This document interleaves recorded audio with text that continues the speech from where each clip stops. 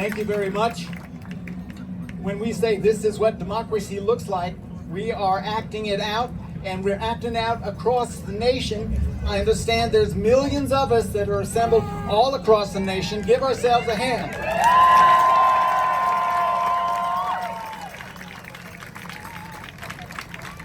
We are facing a crisis of violation of our Constitution, and it's not the first time in our history that has happened. In 1961, the Constitution guaranteed equal rights for all, and yet the South was enforcing segregation, Jim Crow laws in transportation. As a response to that, Congress of Racial Equality sponsored a freedom ride to go through the South with integrated passengers and to integrate the various bus stations that were segregated. I joined that ride, and so I'm happy to say I'm a veteran of the freedom rides.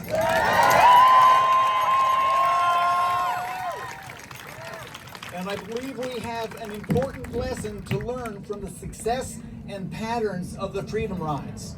One of the core values of Martin Luther King and John Lewis is nonviolent resistance. We see all around us attempts to incite violence, and we see ICE doing the very things that they hope will cause violence to erupt, that will give our king the right to send his troops into our cities and occupy them, and we need to not give him that excuse.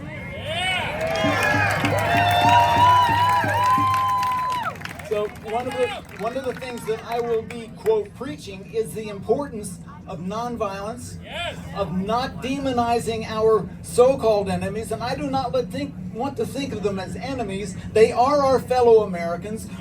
We need to bring them along somehow.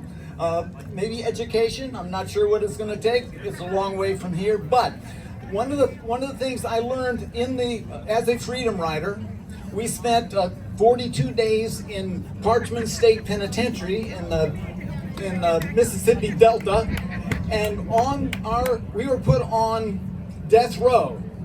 On death row, John Lewis was one of my fellow cell block mates. One of the things we did was sing nonstop. And I would like to see us do some singing here. I'd like to teach you a song that I learned in Parchman State Penitentiary. Would you like to sing a song? Okay, so when freedom songs generally clap on 2 and 4, and we're going to go 1, 2, 3, 4, 1, 2, and you keep that up.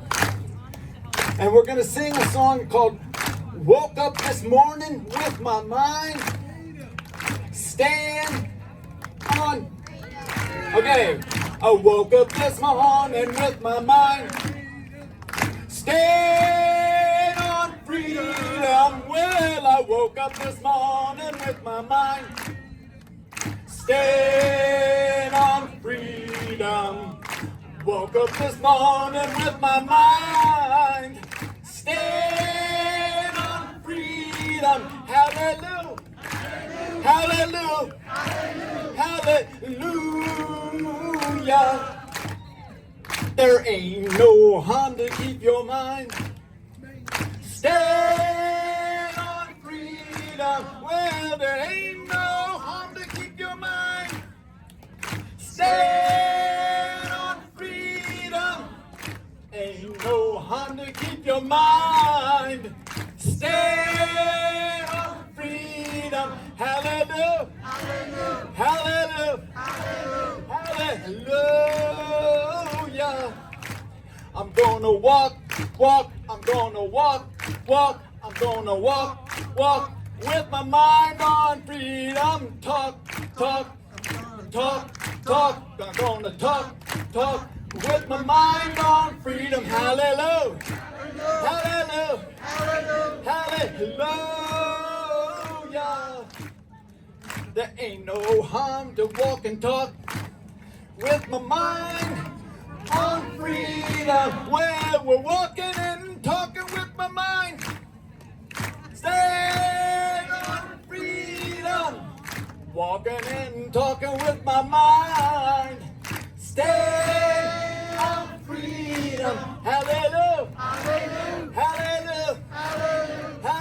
No! Yeah, great.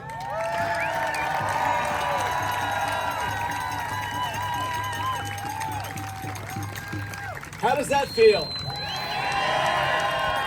All right, it goes back to one of my heroes is Pete Seeger, and he was really good at singing the right songs and getting people to sing it.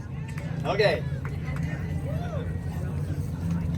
Now, there's the litany of atrocities being performed by T-Rump is endless, and I think you are familiar with them all. I won't go over them, but I think one of the most important that is happening as we speak is his secret police are abducting people off the streets.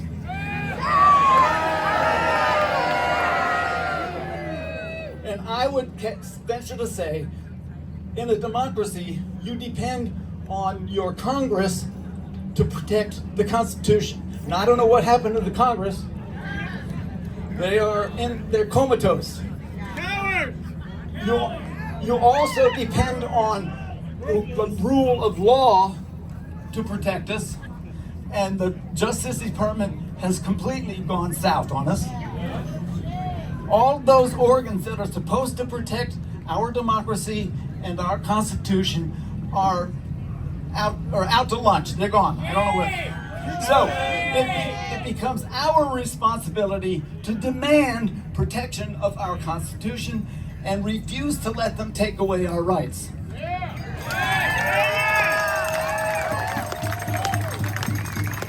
This is where nonviolent resistance and nonviolent civil disobedience comes in. Now, I want to just mention, civil disobedience is not anything new in the 21st century. I'd like to quote Thomas Jefferson. You've heard of him. I see 1776 right there. Here is a quote from Thomas Jefferson. If a law is unjust, a man is not only right to disobey it, he is obliged to do so.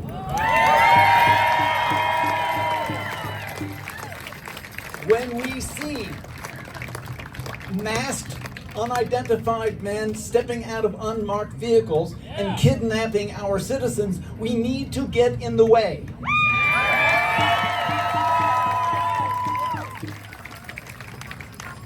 As we're doing that, it's important this is hard for me too, it's hard not to demonize those people who are the ICE agents. Okay? It's very difficult.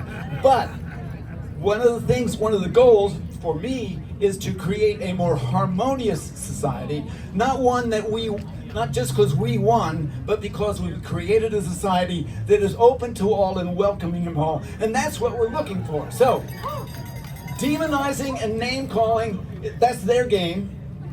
We would like, as far as possible, to keep love as a motivating factor in our game. And Martin Luther King, with whom I spent personal time, he was one of the organizers of the Freedom Rides. Yeah. And his goal, I'm sure you've heard his quote, I will choose love, not hate.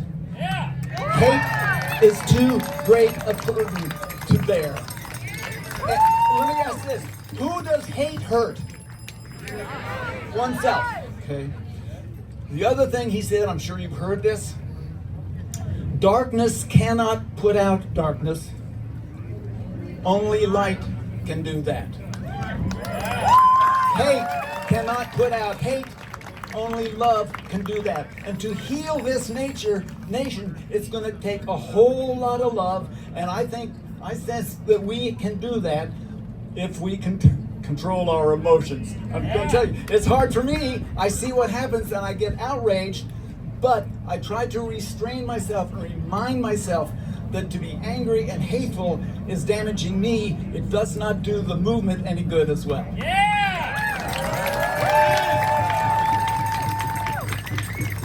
Lastly, I would mention that I am honored to have spent 42 days in Parchman State Penitentiary with John Lewis.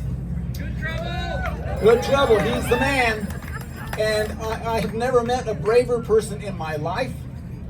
He was on the Freedom Rides. He was taken off the bus and beaten in Birmingham. He got back on the bus, went to Montgomery, was beaten again, this time got a concussion. Got back on the bus and went to Jackson, where he was arrested. If you look at his mugshot taken in Jackson, you can see a bandage on his head from where he had been beaten in Montgomery. Yeah. He went on to serve as one of the most illustrious members of Congress. He was widely called the conscience of Congress, and I hope he's looking down on us now and wishing us the best of good trouble. We got to make good trouble. That's how we do it. That's it. Thank you.